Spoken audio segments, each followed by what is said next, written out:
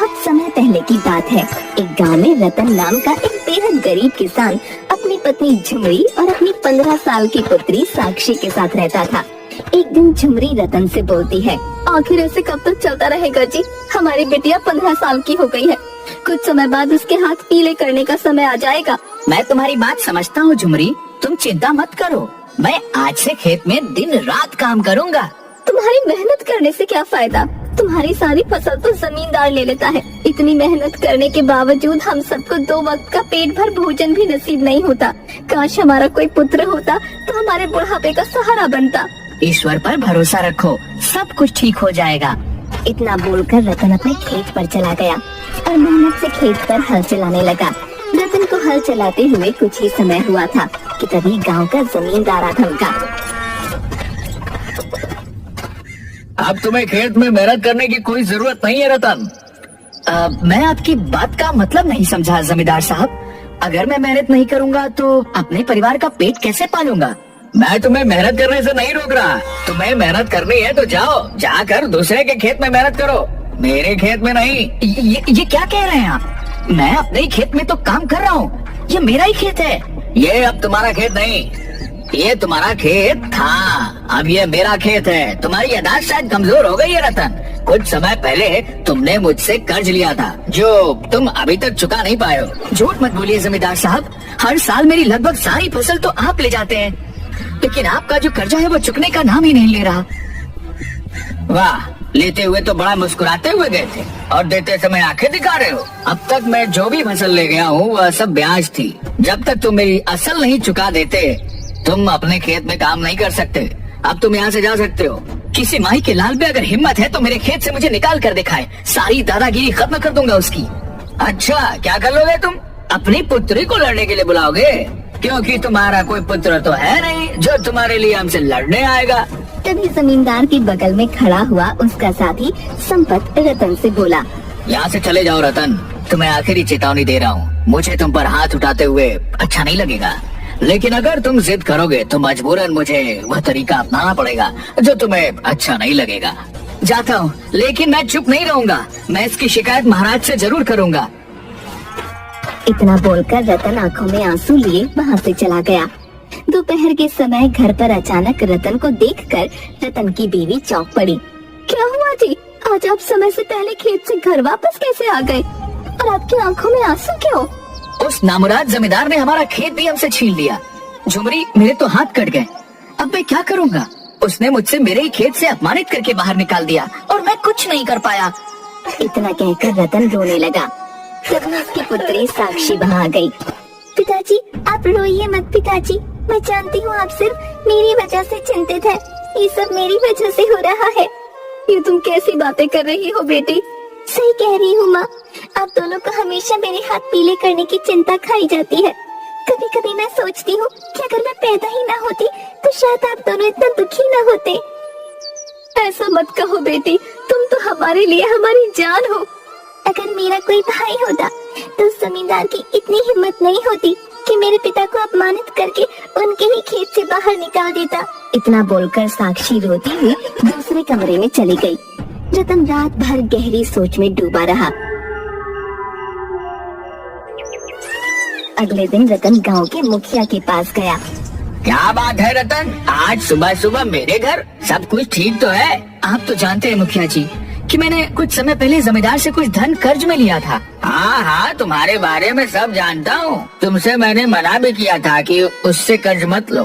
रतन, जमींदार से सिर्फ तुम ही नहीं बल्कि वह हर व्यक्ति परेशान है जिसने उससे कर्जा ले रखा है। मैंने सुना है मुखिया जी कि आपका राजमहल में आना जाना लगा रहता है। क्या आप मुझे अपने साथ राजमहल लेकर जा सकते हैं? तुम राजमहल जाकर क्या करोगे रतन? आखिर तुम क्या सोच रहे हो? मैं जमींदार की शिकायत महाराज से करूंगा। उन्हें बताऊंगा कि किस तरह से जमींदार ने मेरे साथ बेईमानी करके मेरे ही खेत से मुझे निकाल दिया है। रतन, मुझे तुमसे पूरी हमदर्दी है, पर तुम राजमहल जाना चाहते हो तो मैं तुम्हें ले जा सकता हूँ और तुम्हें दरबार में राजा से भी मिलवा सकता हूँ, लेकिन वहाँ कुछ होने वाला नहीं है। मैं कुछ समझा नहीं मुखिया जी। क्योंकि महाराज और जमींदार की बहुत अच्छी दोस्ती है। जमींदार ने महाराज की आंखों में भी झूठ और विश्वास की पट्टी बांध रखी है।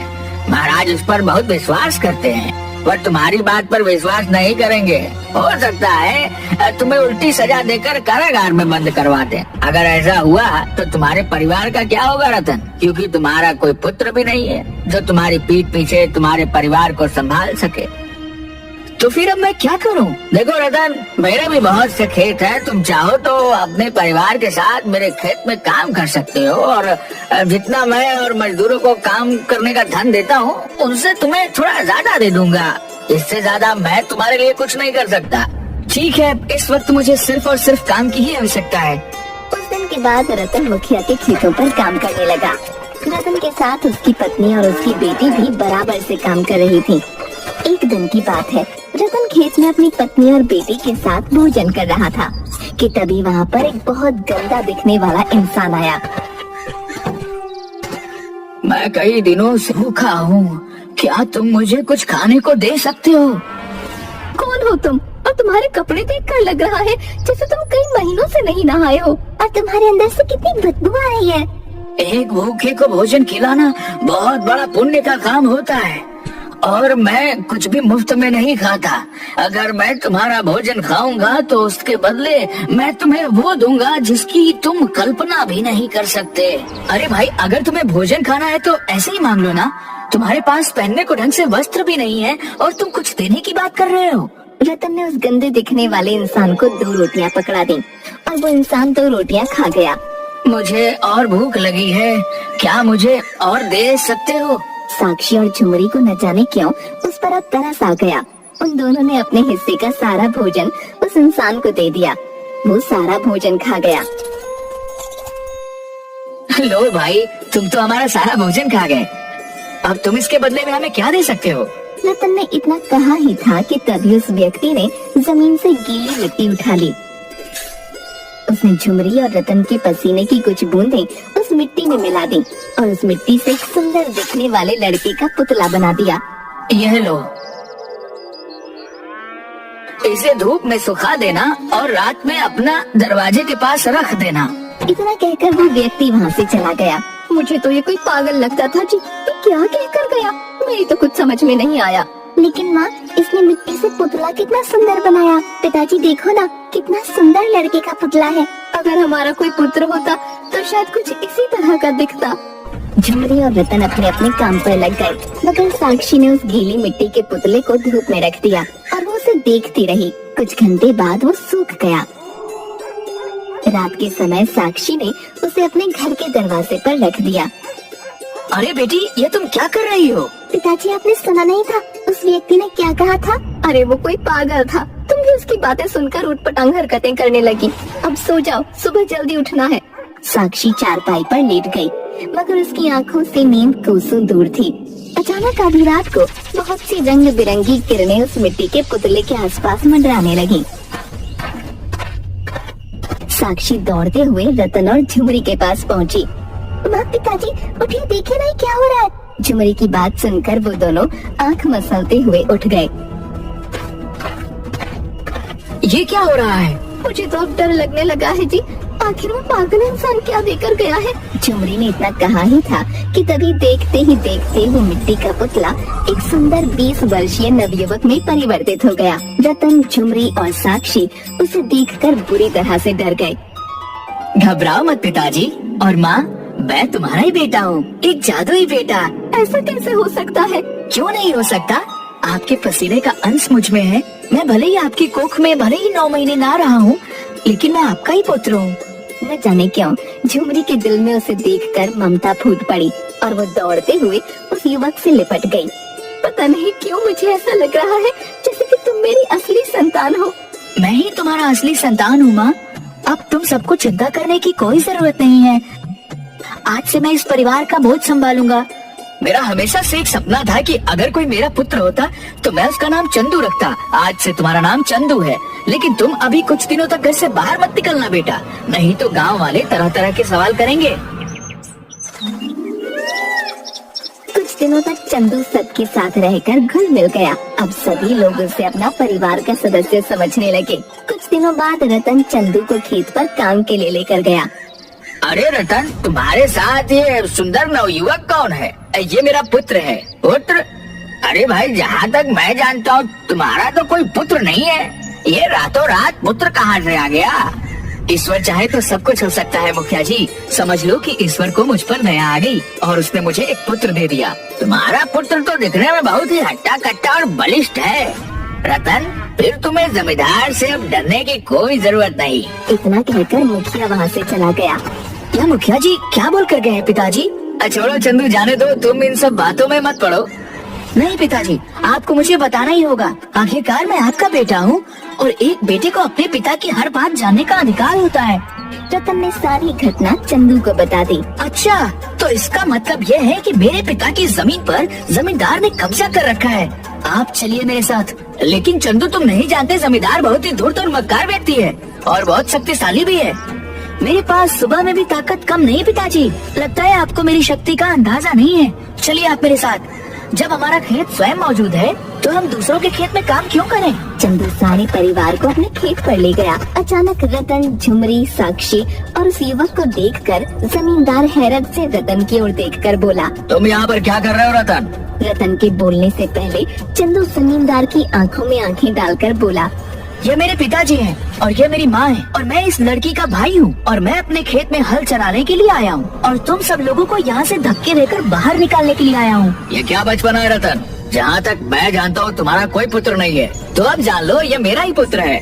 आखिर ये चल क्या रहा है? लेकिन अगर तुम सीधी तरह से इस खेत से यहाँ से नहीं गए तो मुझे मजबूरन तुम सबको धक्के देकर यहाँ से बाहर निकालना पड़ेगा। वो तरीका भी आजमा कर देख लो जमींदार। मैं तुम्हें कुछ समय का मोहलत देता हूँ, अपने आदमियों के साथ यहाँ से निकल जाओ। शायद तुम नहीं जानते बच्चे, तुम्हारे पिताजी ने मुझसे कर्ज लिया था। मेरे पिताजी ने तुमसे जितना कर्ज लिया था उससे कहीं ज्यादा तुम उनकी फसल छीन कर ले गए। तुम्हारा कर्जा चुकता हो गया, अब तुम यहाँ से जा सकते हो। चंदू की बात सुनकर जमींदार का आदमी संपत क्रोधित हो गया। वो जैसे ही चंदू को मारने के लिए आगे बढ़ा, चंदू ने एक मुक्का संपत के मुंह पर जड़ दिया। संपत वहीं बेहोश हो गया। ये देखकर जमींदार डर गया। मैं चुप नहीं रहूंगा, इस मामले को महाराज तक लेकर जाऊंगा। जहाँ ले जाना है वहाँ ले जाओ, मगर इस वक्त यहाँ से चले जाओ, नहीं तो महाराज के पास तुम अपनी दोनों टांगों पर चलकर नहीं जाओगे। जमींदार डरकर सारे आदमियों को वहाँ से लेकर चला गया। बेटा, तुम शायद नहीं जानते कि जमींदार की महाराज से बहुत अच्छी दोस्ती है। जानता हूँ पिताजी, लेकिन शायद आप नहीं जानते होंगे कि झूठ चाहे जितना भी बलवान क्यों न हो, सत्य के आगे उसे झुकना ही पड़ता है। उस दिन के बाद चंदू खेत में हल चलाने लगा। चंदू के शरीर में एक गजब की फुर्ती और शक्ति थी, जिसे गांव का कोई भी व्यक्ति देखता तो दंग रह जाता। मगर कुछ दिनों बाद राजा के सैनिक अचानक रतन के घर पर आ धमके। तुम्हें अभी इसी वक्त महाराज के महल में चलना होगा, ये महाराज का आदेश है। रतन और चंदू उन सैनिकों के साथ सीधे राजमहल चले गए।